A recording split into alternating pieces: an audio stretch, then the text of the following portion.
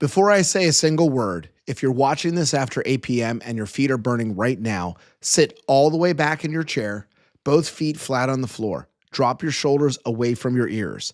Feel that? That small shift just took direct pressure off the nerves running through your lumbar spine. That burning in your feet doesn't start in your feet. It starts up here. In the next 10 minutes, I'm going to give you the complete 5-step protocol starting with that. That works with your body's overnight repair cycle to reduce the burning, the tingling, and the 3 a.m. wake up starting tonight. Now, here's what I need you to understand first, and this is something most physicians don't take the time to explain.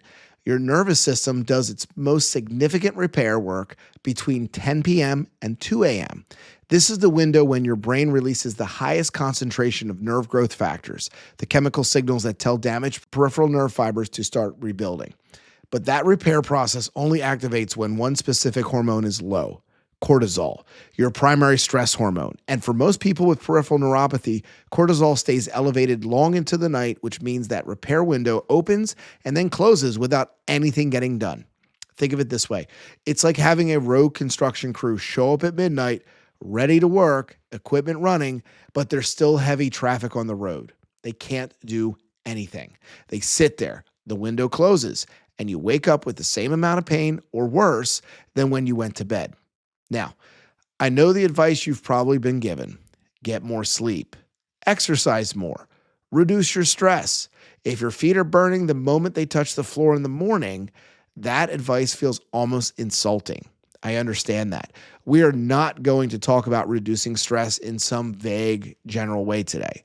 We are going to talk about 5 specific evidence-based interventions, things you can do in the 2 hours before bed that will signal your nervous system it is safe to begin repairing. Let's go through them. Step 1, temperature. Set your bedroom between 65 and 68 degrees Fahrenheit before you go to sleep. Write that down. 65 to 68. This is not a comfort preference. This is physiology. Your core body temperature needs to drop by approximately 2 degrees for your brain to enter the deep sleep stages where nerve repair hormones are released. If your room is too warm, that temperature drop is delayed. Cortisol stays elevated. The repair crew never gets through. Now, I know what you're going to say. Dr. Fetterman, I can't change the thermostat. I live with someone who runs cold, like myself. Completely fair. Here's your workaround. A cooling fan directed specifically at your lower legs and your feet. The goal is localized cooling of your lower extremities because that is where your circulation is most compromised, and that is where a small temperature drop will have the largest neurological impact. 65 to 68 degrees, or a fan at your feet. That's the adjustment, step 1. Step 2, sleep position. This one surprises most of my patients. If you sleep on your side, and most people with neuropathy do, because lying flat on your back often intensifies that burning sensation. There is almost certainly a compression point developing at your perineal nerve. That is a nerve that runs along the outside of your knee. When that nerve is compressed for 6 or 7 hours, you wake up with symptoms that can take the entire morning to settle down. The fix is simple. Place a pillow between your knees when you sleep on your side. This keeps your hips in a neutral alignment and removes the rotational pressure from your lower spine all the way down to your feet. Think of it as unkinking the hose. You're not treating the feet, you're removing the blockage upstream. If you prefer sleeping on your back, place a pillow under the backs of your knees, not under your calves, under the backs of your knees. That slight flexion reduces tension on the entire sciatic nerve chain. Small change, significant difference over the course of a night. That's step 2. Step 3, this is the one supplement with the most consistent peer-reviewed evidence for nighttime nerve support, and the one I recommend most often, magnesium glycinate. 300 to 400 milligrams taken 60 minutes before you go to bed. Not magnesium oxide. That form is poorly absorbed. It works primarily as a laxative. So if you want to go to the bathroom a lot, take that one. Specifically, glycinate. Here's why the timing matters. Magnesium acts as a natural calcium channel blocker inside your nervous system. It reduces the hyperexcitability of pain-sensing neurons, the nerve fibers that are misfiring and creating that burning sensation. Taking it 60 minutes before bed means peak blood levels align directly with that critical repair window between 10 p.m. and 2 a.m. If you are currently taking magnesium in the morning or with dinner, you're getting some benefit, but you are missing the therapeutic window entirely. Shift it to 60 minutes before you go to sleep. That is the adjustment. And as always, if you're on any prescription medications, check with your physician before adding any supplement. That is not a disclaimer I say to protect myself. That is clinical responsibility. That's our step 3. Now, step 4, alpha lipoic acid. This is the most extensively studied antioxidant specifically for peripheral nerve repair, and that makes it unique. What separates it from almost every other antioxidant is that it's both water soluble and fat soluble. That means it can cross the nerve tissue in a way that most antioxidants simply cannot reach. 600 milligrams. Taken with a small evening meal or snack, not on a completely empty stomach, as some people experience nausea without food. Here's how to think about steps 3 and 4 together. Magnesium quiets the overactive pain signals. It turns down the volume on nerves that are misfiring. Alpha lipoic acid addresses that underlying damage. It reduces the oxidative stress that is preventing those nerve fibers from regenerating in the first place. One manages the symptoms, one works on the root cause.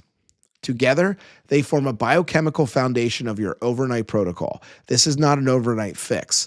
Measurable reductions in burning and tingling typically emerge over 3 to 5 weeks of consistent use.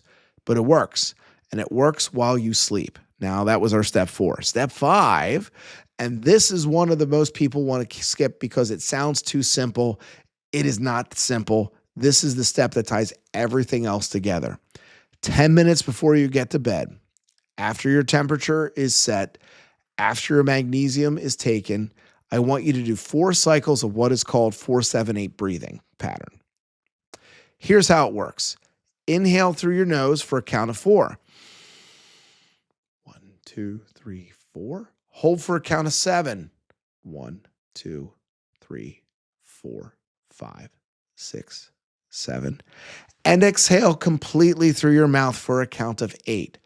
Long, slow exhale, audible. 1, 2, 3, 4, 5, 6, 7, 8. 4 cycles of that, less than 2 minutes.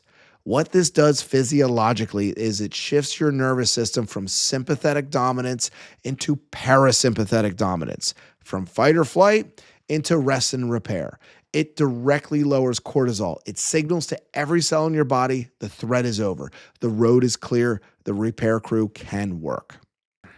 If you found me through my recent short on falling asleep in minutes, this is a clinical explanation for exactly why that technique works. Same mechanism, now you have the full picture. That was our step 5. Here's how you know this protocol is working.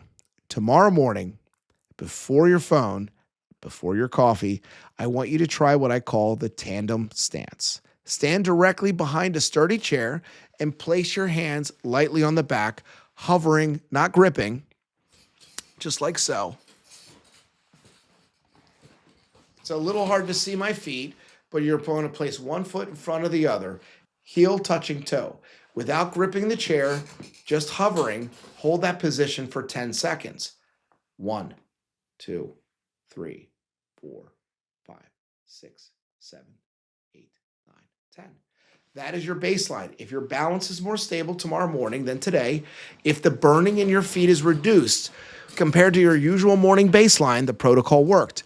Your nervous system responded during the night. This is your weekly benchmark. Same test, same time, every morning.